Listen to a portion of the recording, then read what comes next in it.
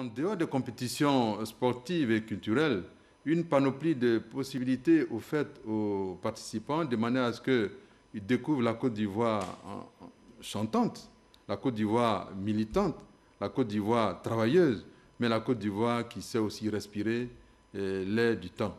Nous avons des promenades en bateau qui sont prévues, nous avons des excursions vers Yamoussoukro, c'est prévu, nous avons des excursions dans les villages pour voir la pure tradition d'Abidjan avec un enracinement de la tradition qui confère à l'Ivoirien son identité, sa force et sa capacité à partager.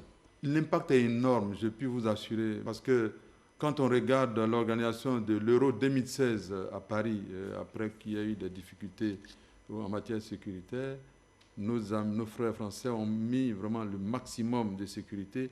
L'Euro 2016 a été un succès financier, sportif et un succès d'ordre industriel.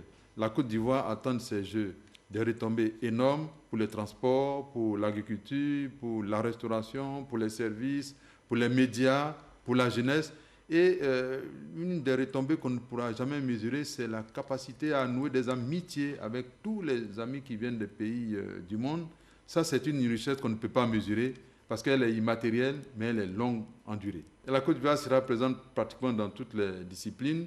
Et le ministre chargé des Sports ainsi que le ministre chargé de la Culture ont mis un point d'honneur à la préparation dans d'excellentes conditions de nos athlètes. Souhaitons simplement qu'ils soient à la hauteur de nos espérances.